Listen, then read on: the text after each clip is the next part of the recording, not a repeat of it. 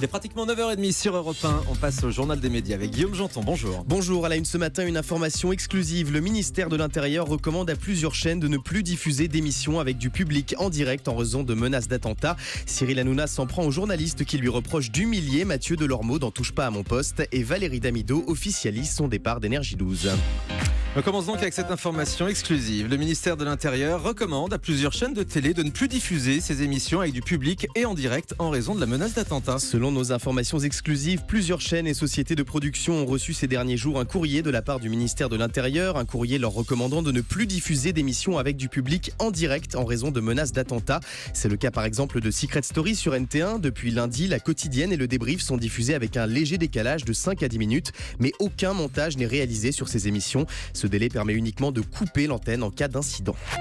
Cyril Hanouna s'en prend aux journalistes qui lui reprochent d'humilier Mathieu Delormeau. Mardi, dans Touche pas à mon poste, les téléspectateurs de C8 ont assisté à un échange musclé mais plein d'humour entre Cyril Hanouna et Mathieu Delormeau, durant lequel l'animateur rappelait entre autres à son chroniqueur qu'il avait été, je cite, viré d'Énergie 12 comme une merde. Cette séquence a fait couler beaucoup d'encre. Le CSA a indiqué à l'Express avoir reçu 19 signalements et de nombreux journalistes ont reproché à Cyril Hanouna d'humilier Mathieu Delormeau sur son plateau.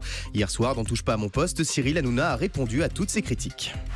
Alors il y a eu plein d'articles, j'ai l'impression vraiment qu'il y a vraiment des teubés quoi. Il y a vraiment des gars qui comprennent pas la vanne quoi. On est vraiment dans une émission, sachez-le, on est tous très très potes, on se parle à l'antenne comme on se parle en coulisses. Si les journalistes n'ont pas l'habitude de rigoler avec leurs potes ou comprennent pas la rigolade, franchement, c'est des teubés finis. Ce qui m'énerve, c'est que ces gars-là, ils veulent faire de l'audience sur le dos de Touche pas à mon poste parce qu'ils savent que ça va faire des clics derrière, que les gens vont lire les articles et ils savent plus quoi trouver. Sachez que Mathieu Delormeau, et je vous le dis, il vous le dira encore demain, il n'a jamais été aussi heureux dans une émission. Si vous ne comprenez pas les vannes, les journalistes, ne regardez pas l'émission, on n'a pas besoin de vous.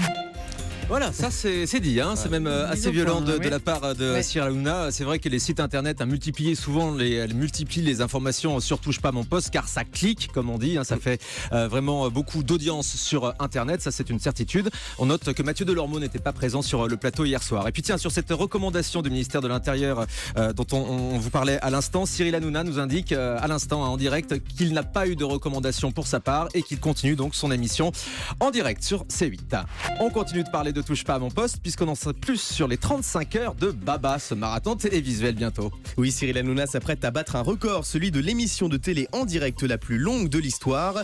Le jeudi 13 octobre prochain, dès 14h, l'animateur star prendra l'antenne de C8 pour une émission de 35 heures.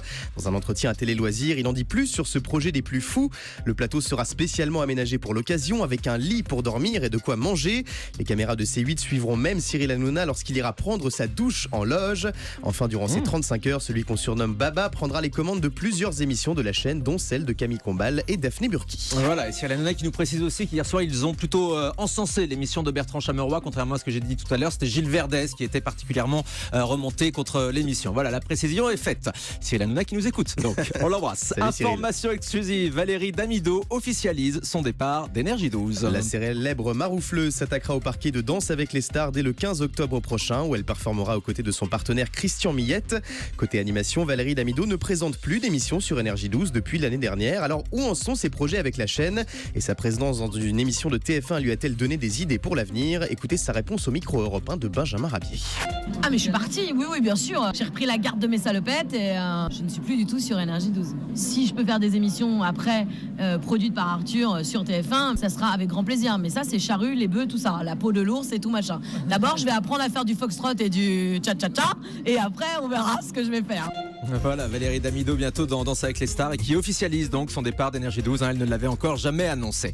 Un autre départ à la télé, Aymeric Caron quitte déjà C'est l'Hebdo sur France 5. Il y a un mois, l'ancien chroniqueur d'On n'est pas couché faisait son grand retour télévisuel dans C'est l'Hebdo, la déclinaison de C'est à vous le week-end avec Anne-Elisabeth Lemoine sur France 5.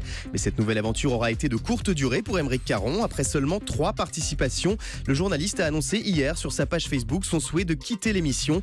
Il explique que les équipes lui avaient assuré que C'est l'Hebdo serait pour lui un espace de liberté où il aurait du temps pour s'exprimer. Mais après un mois de mise à l'antenne, Aymeric Caron reconnaît qu'il n'a pas sa place dans ce nouveau rendez-vous. Selon nos informations, Aymeric Caron s'apprête à prendre de nouvelles responsabilités éditoriales au sein du magazine Rolling Stone. Cadet Olivier prépare un prime time pour Canal+. Le célèbre duo comique à qui on doit notamment le fameux Camoulox prépare actuellement une soirée d'humour diffusée prochainement sur la chaîne Cryptée. Selon Télé Loisirs, plusieurs personnalités du cinéma et de la chanson participeront à cette soirée délirante. Le tournage devrait avoir lieu dans les prochaines semaines pour une diffusion en fin d'année. TF1 va partir à la recherche du cerveau le plus intelligent de France dans une nouvelle émission. Fini la chasse au temps de cerveau disponible, la Une va désormais rechercher la personne la plus intelligente de France. Le Parisien révèle ce matin que la société de production Adventure Line prépare actuellement un nouveau jeu inspiré d'un concept allemand dans lequel les candidats seront évalués sur leur intelligence visuelle, spatiale ou corporelle. Un format qui n'est pas sans rappeler Les Extraordinaires, une autre émission de TF1 produite par Endemol. France 2 diffusera prochainement la dernière saison de la série Les Hommes de l'Ombre. À partir du vendredi 21 octobre, France 2 proposera en prime time les 6 épisodes inédits de la 3e et dernière saison des Hommes de l'Ombre à raison de 2 par semaine. Au casting de cette série politique, on retrouve notamment Grégory Fitoussi, Bruno Volkovitch et Carole Bouquet. Excellente série. On termine avec le chiffre du jour. 139 €. La redevance télé s'élèvera à 139 € en 2017, soit 2 € de plus que l'année dernière. Le gouvernement a annoncé hier que cette hausse permet à l'État de contribuer notamment au développement de la création audiovisuelle et cinématographique.